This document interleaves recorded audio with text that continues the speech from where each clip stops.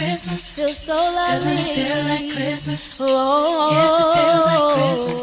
Good morning, guys. What's up? Welcome to another Vlogmas video. It's currently 8 a.m. right now, and the day started. Like, people are out, they're working. I can hear the construction workers working. I had my first call at 7 a.m. and now I'm just in the midst of like contemplating, do I get up and go to the gym, or do I just go back to sleep and then wake back up and start my day? Because I'm so exhausted right now. Like, I just don't want to get up and leave. I really don't. And I have a client at 11, and then I have another client at 12:30, and then I'm done for the day with my client. So I'm thinking, like, do I go to the gym now in this little 3-hour gap and then carry on with my clients, and then maybe take a nap after my last client at 12:30, so like 1 o'clock? Or do I take a nap now and then carry on with my clients and then go to the gym later on? Or I just don't go to the gym at all. That's also an option. Part of me is just like, Tashana, you're already up, just get going, have your breakfast, yada yada, blah blah blah. But then another part of me is just like, no. Ugh. What do I do? What do I do?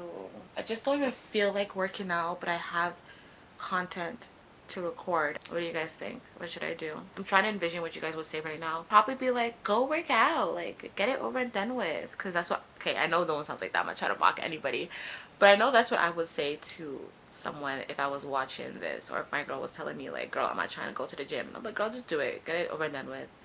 But I should just do it, eh? And I know once I'm outside and stuff, my body's gonna be like, good, I'm gonna be rejuvenated. Let's just do it. Let's just do it. Let's just have breakfast and go to the gym. Young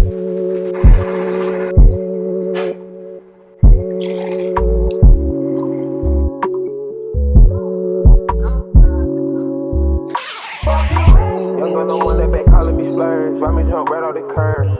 Make this bird fly like a bird.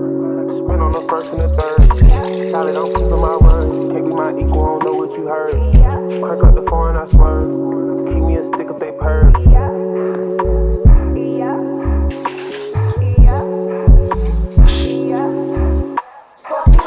Young girl, the one that they working my nerves. I'm about to pause and serve. Fucking this bitch like a bird. So I'm at the gym right now, guys.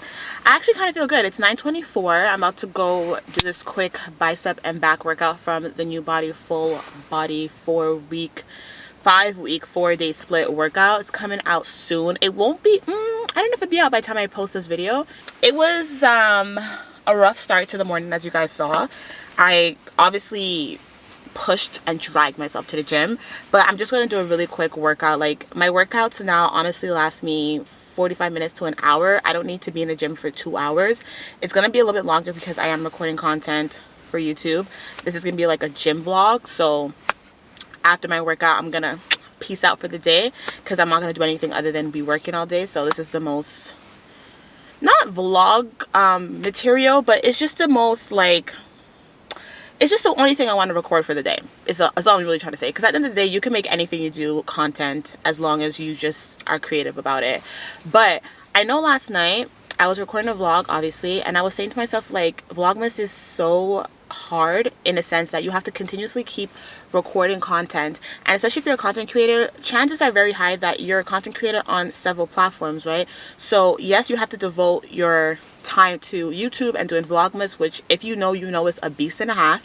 But then you also have to devote time to creating content on Instagram, creating content on TikTok, or whatever other platform you're on for social media. And it can really become a lot. And there's a lot of us too who still have other jobs outside of content creation. You know, some of us have a 9-to-5, some of us work at night, some of us are in school. Like, we have other responsibilities, so we're really juggling like several jobs at one time.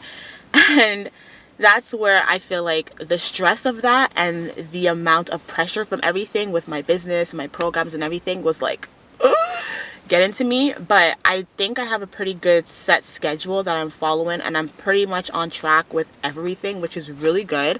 But another thing I'm also noticing too, the more videos I create, the more like creative I get, the better my editing style gets, the better my angles and like my vision for my video gets. I feel like my videos just get better and better. And I was watching this video from Mr. Beast. I don't know if you guys know who that is, but I think he's probably one of the biggest YouTubers right now, because this guy, like, he has, I don't even know how much subscribers does Mr. Beast have? Mr. Beast, 216 million subscribers. It's absolutely crazy. And so he was talking about like what it takes to be a good YouTuber and blah, blah, blah. And I look up these videos very often because, as you guys know, like, this is something that I do want to take I am taking very seriously, and I do want to make this into something that's very lucrative so that I can, you know, make money off of one of my passions, which is creating videos and being a content creator. And he was saying, like, stop focusing so much on the numbers, which is really hard to do, especially as like a content creator. You look at your analytics, you look at your numbers, you look at your views, you look at your subscribers, you look at your engagement, how long people are staying onto your videos and stuff. And he's like, I want you to stop looking and focusing on your subscriber count and your viewers.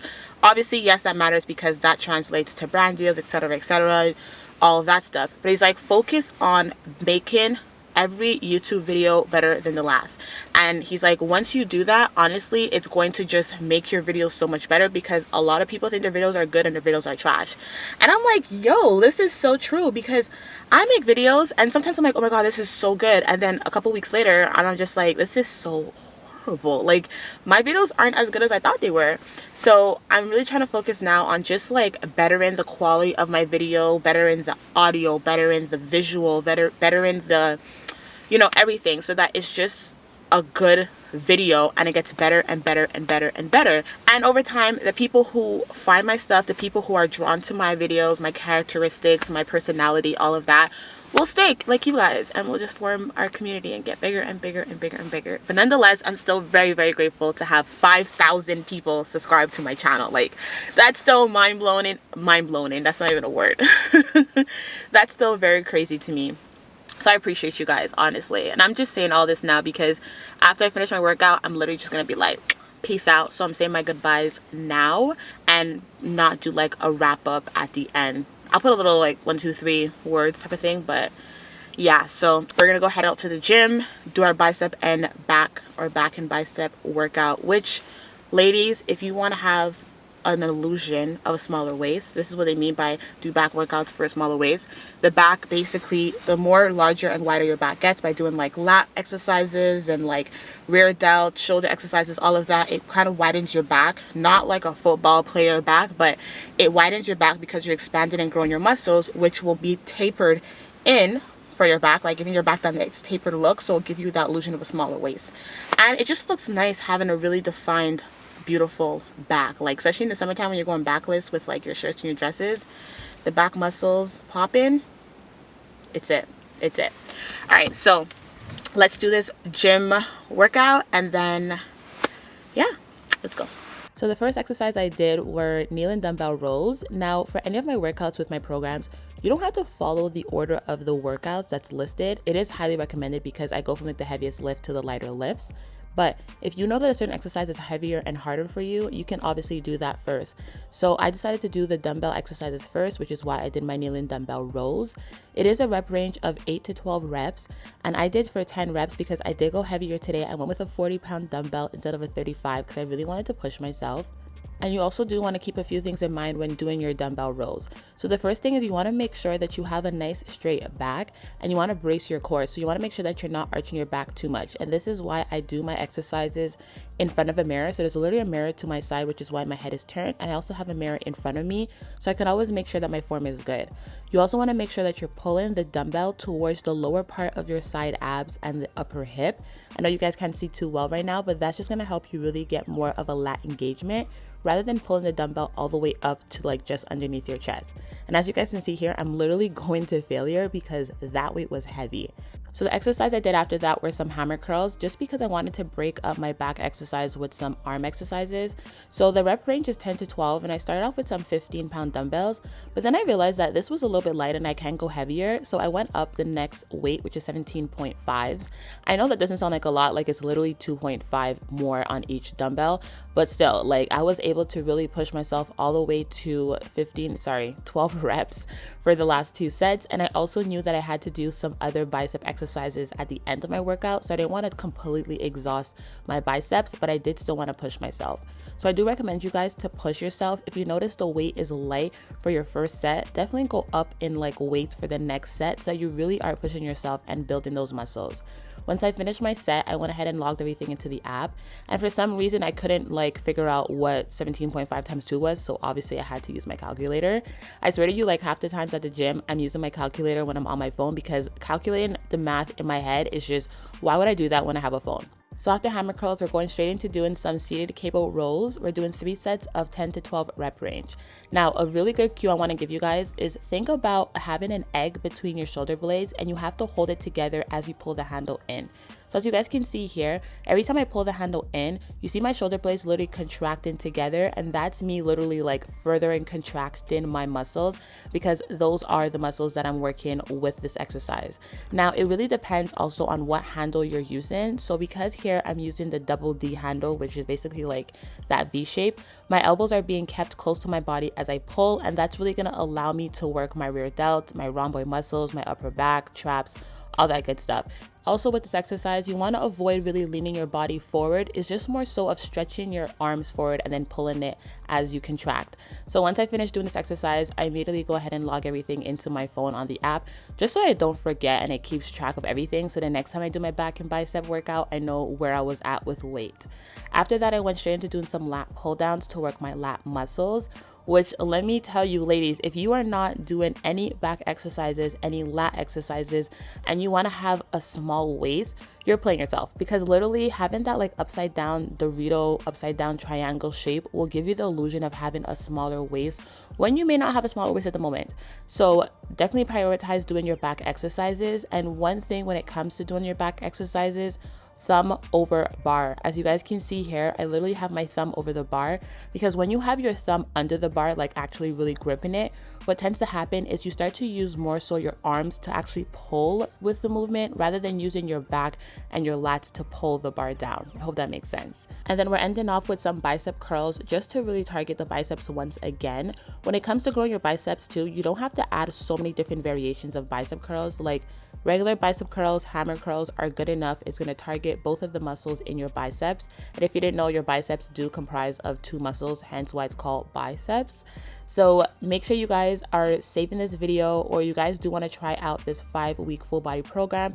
It will be available really soon, so make sure you're following the NUBODY Fitness page on Instagram, or you're subscribed to my channel, because I will be letting you guys know once it's launched. Once again, I appreciate you guys watching this video and supporting me, and I'll catch you in the next video. Bye. You know the root of it. You know the lies and you know the truth of it. I see the future and I can see you in it. Girl, I'm not stupid, so don't put no stupid shit, I swear. Pop in my shit, come with consequences. Post-nut clarity, I came to my senses. I knew it was love when it started as a friendship. Asking about a baby, we should probably get a friendship. And take care of the dog, take care of the dog. Until the dog days are over, the dog days are done. And you know I'm the one, I'm the one. The dog days are over, dog days are done. And you know we was fucking night after night. I changed your life, you ain't even know how to suck it right. I taught you right, you ain't even heard of Grace Bay till I bought the flight. You ain't even know how cold you was till I bought your ice. You can't even look at him the same, we a different type. You just text me tripping, I reply, have a safe flight.